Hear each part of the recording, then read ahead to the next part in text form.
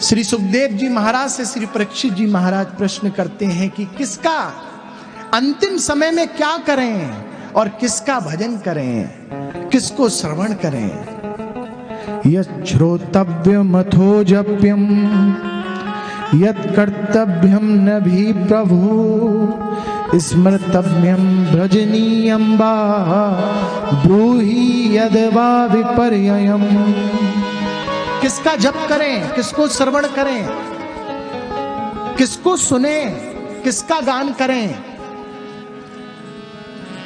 तो श्री सुखदेव जी महाराज कहते हैं कि राजन, ये तुम्हारा प्रश्न नहीं है, ये समस्त जीव जिसने इस धरा पर जन्म लिया है, ये प्रश्न उस सभी का है। और यहां पर श्री सुखदेव जी महाराज उद्बोधन कैसे करते हैं, इतना सुंदर श्लोक है। श्री सुखदेव जी महाराज प्रथम बार बोल रहे हैं और क्या संसार को शिक्षा दे रहे हैं। निद्रया ह्रियते नक्तम व्यवायेन च भावय देवानार्थे हया राजं कुटुंब भरणेन वा। कितना सुंदर श्लोक है। निद्रया ह्रियते नक्तम व्यवायेन च भावय और देवानार्थे हया राजन कुटुंब भरणेन वा। एक व्यक्ति की आधी आयु, अगर वो व्यक्ति 50 साल भी जी रहा है तो 25 साल तो सिर्फ सोने में निकल जाती है। आप कैलकुलेट करना, 25 साल तो सोने में निकल गई और आधी की भी आधी कमाने में निकल गई, और जो आधी बची है वो परिवार का पालन पोषण करने में निकल जाती है।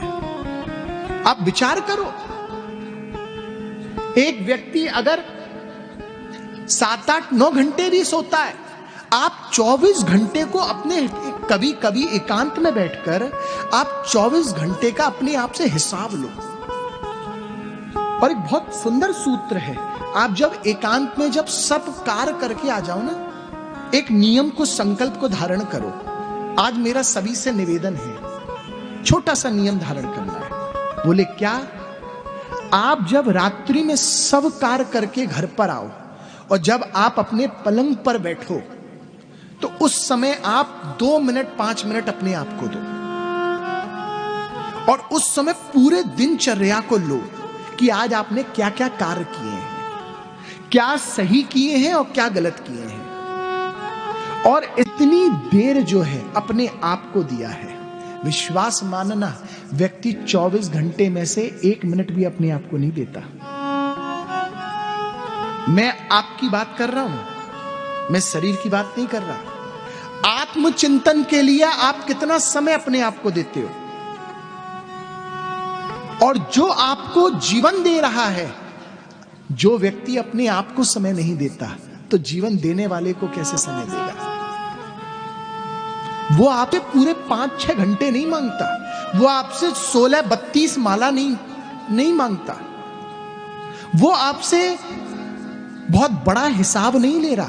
वो आपसे बस इतना कहता है कि प्यारे, जब तू गर्भ में था ना तो तूने मुझे एक वादा किया था कि मैं तुझे नहीं भूलूंगा, मैं सब करूंगा लेकिन हर कार्य में तेरी स्मृति हमेशा रहेगी। देखना इंद्रियों के न घोड़े भागे, देखना इंद्रियों के न घोड़े भागे, इनमें हरदम संयम के कोड़े पड़े। ये इंद्रियां बहुत भागती हैं, लेकिन आपको ये चिंतन करना है कि आपने अपने आप को कितना समय दिया है और उसमें भी जो जीवन जिसने आपको दिया है उसको कितना समय दिया है। और निश्चित बंधुओं, याद रखना, वो आपसे ये नहीं कहता कि आप 4 घंटे 5 घंटे 10 घंटे, वो ये कहता है कि आप कुछ भी करो, बस उसकी स्मृति रहनी चाहिए। आप व्यापार करने जाओ लेकिन उस समय भी आपकी स्मृति देखो, बुद्धि से आप व्यापार करो लेकिन आप हृदय से आप उसका चिंतन करो। लेकिन हम होते क्या हैं बंधुओं, हम हृदय से तो व्यापार करते हैं और बुद्धि से नाम लेते हैं। हम उल्टा करते हैं। आप देखो, हम जितने भी आध्यात्मिक कार्य हैं वो बुद्धि से करेंगे और जितने भी व्यापारिक सांसारिक कार्य हैं वो हम दिल से करेंगे। इसीलिए हम उल्टा करते हैं। संसार को तो बुद्धि दो और मन सिर्फ प्रभु के श्री चरणों में लगा दो। होगा क्या? सब कुछ चलता रहेगा, लेकिन साथ में जब उसको भी अगर आप अपने जीवन में स्थान दे दोगे तो सबके साथ वो भी चलता रहेगा।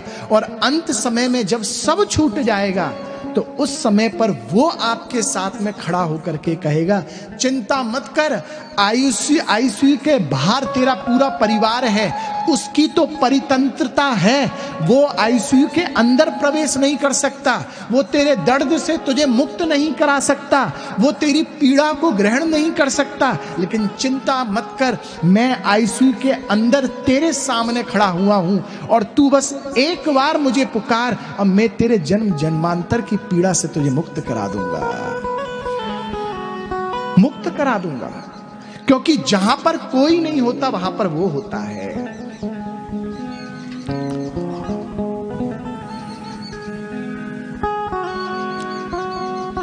श्री सुखदेव जी महाराज भाव प्रकट करते हुए कहते हैं कि राजन, तस्मात् भारत सर्वात्मा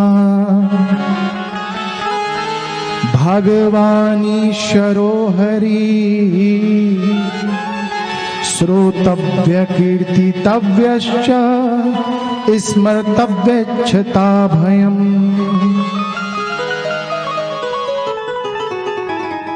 कि राजन तुम्हें और कुछ नहीं करना। बोले सर्वात भारत आत्मा, जो समस्त भारत की आत्मा है, बोले क्या? अंतिम समय में नंद नंदन भगवान श्री कृष्ण का चिंतन करो। और जो अंतिम समय में भगवान का नाम लेता है, जो अंतिम समय में भगवान के चरणों में शरणागति को प्राप्त हो जाता है, याद रखना जन्म जन्मांतर के लिए वो ठाकुर जी के धाम को प्राप्त हो जाता है। लेकिन हम सब कुछ करते हैं लेकिन उसका नाम ही नहीं लेते। नहीं मांगना, नहीं मांगता ए खुदा, नहीं मांगता ए खुदा कि तू जिंदगी 100 साल की दे। बहुत सुंदर भाव है। नहीं मांगता ए खुदा तू जिंदगी 100 साल की दे, दे चंद लम्हों की, दे चंद लम्हों की, बस कमाल की दे, बस कमाल की दे।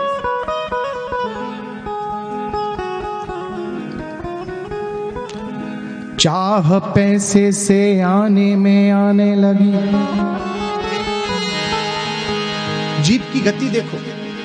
चाह पैसे से आने में आने लगी, चाह आने से रुपया बनाने लगी, चाह रुपया से नोटों कमाने लगी, चाह नोटों से कोठी बनाने लगी, चाह कोठी में मोटर घुसाने लगी, चाह मोटर को होटल ले जाने लगी, चाह होटल में बोतल खुलाने लगी, चाह जड़ से मेला जी जरा हो गया, चाह जड़ से मेला जी जरा हो गया, और चाह हरी से मेला जी हरा हो गया।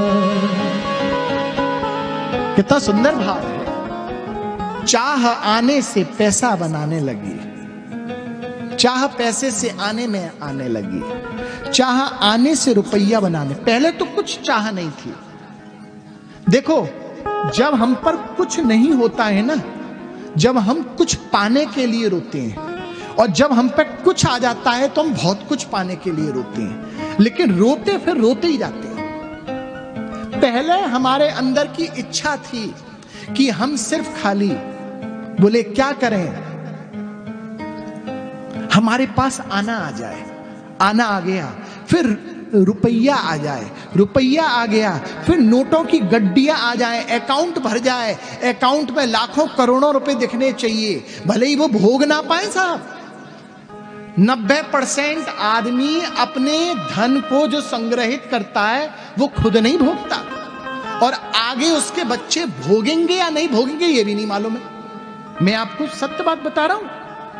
कितने ऐसे लोग हैं जो धन को संग्रहित करके धन के पीछे सब कुछ गवा देते हैं और साथ में धन को भी गवा के चले जाते हैं, और फिर सोचते हैं कि अब धन बहुत आ गया है, थोड़ी सुंदर सी कोठी तो बन जाए, सुंदर सा मार्बल टाइल्स लगाएं, उसके बाद सुंदर सा बाथरूम हो, सुंदर सी किचन हो, सब कुछ सुंदर सी बड़ी बड़ी बनवाएंगे और छोटो सो आला देंगे ठाकुर जी गोपाल जी को, वो भी एहसान करेंगे कि बैठ जा साइड में।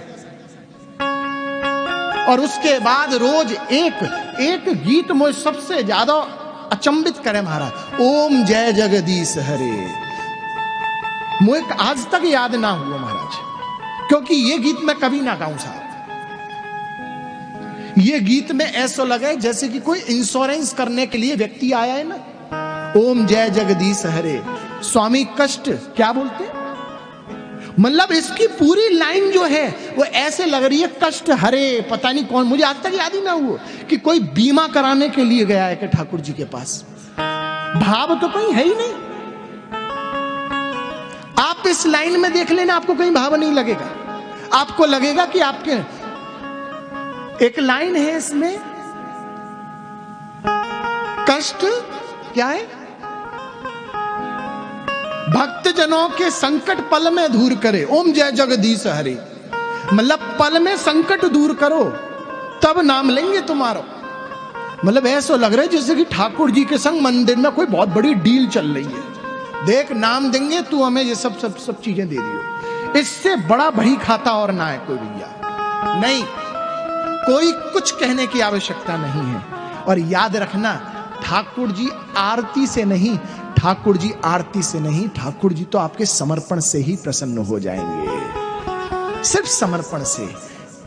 ये डील करना बंद कर दो, ये डील करना बंद कर दो। जयदेव गोस्वामी जी महाराज ने जो गीत गाया है, आय हाय, इसलिए आरती है साहब, उसमें भक्ति की भावना को प्रकट किया है जयदेव गोस्वामी जी ने, और यहां पर ऐसा लग रहा है जैसे कि बीमा करवा रहे हैं ठाकुर जी, और बड़े प्रेम से मुझे कोई बुलावे और अंत में आरती गावे और मुंह से कहे महाराज जी गाओ, और मैंने कभी याद ही ना करी, मुझे जरूरत ही ना पड़ी इतनी लंबी चौड़ी वही खाता खोलने की। भाई ठाकुर जी ने व्यासपीठ दे दियो, और व्यासपीठ से ऊपर अब मैं क्या मांगूंगा, आप मुझे बताओ व्यासपीठ से ऊपर क्या है। व्यासपीठ से ऊपर प्यारे, जिसने ठाकुर जी ने मुझे ये स्वरूप दिया, स्वरूप से ऊंची श्री राधा रमण लाल ने अपने चरणों की सेवा प्रदान करी, और इससे बढ़कर जिस निधि ने मुझे अपने श्री चरणों की सेवा प्रदान करी, उस निधि के सामने जा करके मैं उस निधि से मांगूं कि ठाकुर मेरे कष्टों को दूर करो। अरे मैं तो बार बार यही प्रार्थना करूंगा कि हे राधा रमण, लाख कष्ट आए, लेकिन अगर कष्ट के ऊपर चल करके भी अगर हे राधा रमण लाल तेरी सेवा करने का सौभाग्य प्राप्त हुआ, तो निश्चित कह रहा हूं मैं तेरी सेवा को ही चुनूंगा और साथ में उस कष्ट को भी स्वीकार लूंगा।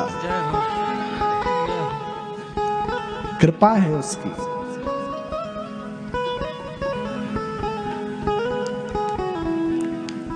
सुंदर सा भाव प्रकट किया। कभी कभी तो ऐसा भाव प्रकट होता है कि बस घड़ी बंद हो जाए।